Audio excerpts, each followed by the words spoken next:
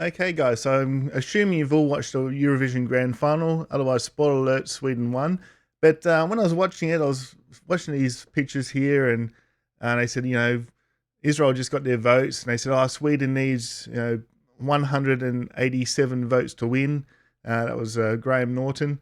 And, they're all getting, they're so stressed. They're like, oh my God, this is neck and neck. We don't know who's going to win. And I'm sort of thinking, hang on a minute. I think we do know who's going to win. It's just mathematics.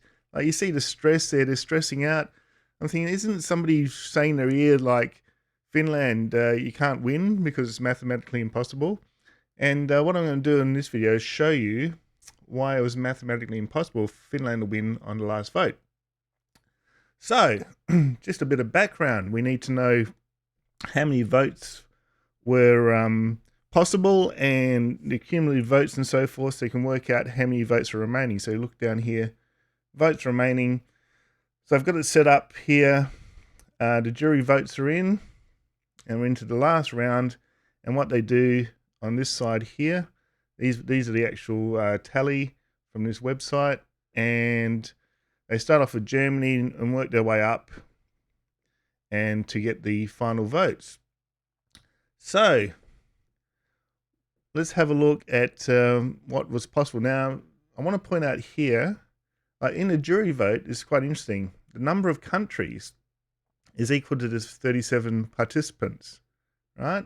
And you got a maximum of votes per country of 58, which is 12 plus 10 plus 8 plus 7, 6, 5, 4, 3, 2, 1, or 12 plus 10 plus 8 factorial if you're into your maths. And so it gives you a total of 2,146 votes. But in the televote, it's quite interesting. I looked this up. There's a website. I'll send a link, put a link in the description from the actual Eurovision. They explain how the voting system works because I was a bit confused. I tallied up the votes and I was 58 off. And the extra 58 votes, you've got the 37 participants, but in the televote, you get a one world vote, which is equal to 58 votes, right, total. So they've got, 12, 10, 8, 7, etc. Also, the maximum televote on this last round is 12 by 38. You've got 38 countries, inverted commas, and 12 votes maximum, which, is pretty much impossible. But the maximum, if every country voted for you as their top contestant, you would have got 456 votes. All right? I'm pretty sure it's never happened, but you never know. If anyone can correct me if anyone's ever got the full 12 votes from every country. So right at the end here, Sweden at the end needed 187 votes to win, or points to win. So let's get stuck into this. So what I've got here is remaining votes, and I'm going to do it like it was live on TV. We started off with Germany. Now, Germany got 15 televotes. So I'm going to plug in 15 here. You can see here it's changed the number here, 2,189 votes remaining. Right, next off the list was Croatia. Now, Croatia got 112 televotes. Oh, no, sorry. Where are we? Croatia, 112. So they moved up quite a bit because they were fairly fair way down. They were right down near the bottom. They moved away up the tally there. So 2,077 votes remaining. Next one, Poland. So I'll find Poland on my list here. So you could do this at home. Next Eurovision, plug all the things in. It's quite simple formulas. If anyone wants to know how I did the Excel spreadsheet, if I get enough comments in the comments section to do a video on it, I can do a video. But if you know Excel, it's pretty easy to do. So Poland, if you look on Poland over here, they got 81.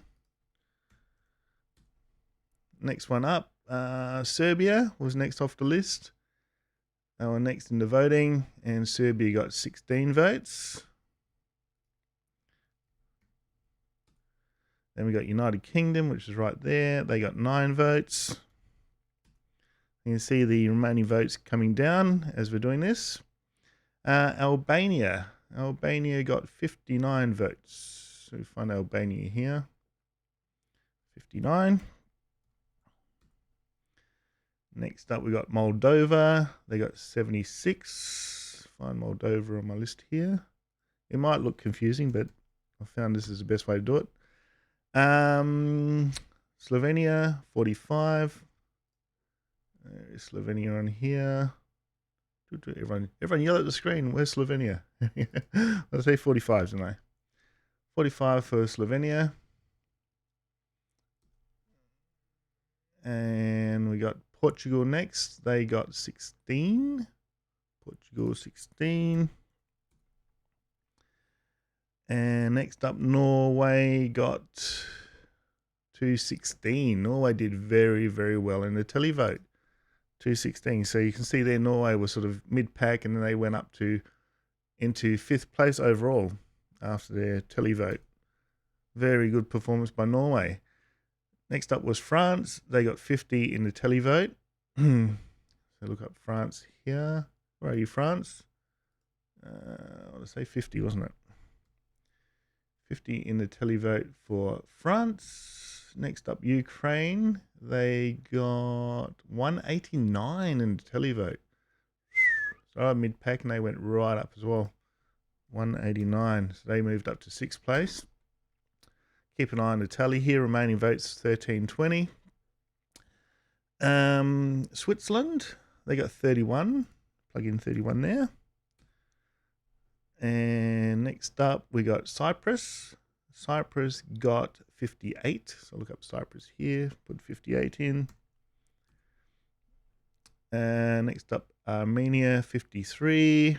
Armenia 53 on here. And where are we? Lithuania. Lithuania got 46 votes. So we'll find Lithuania. It should be around here somewhere. Where are you? 46, wasn't it? Let's check in a second. Yep, 46.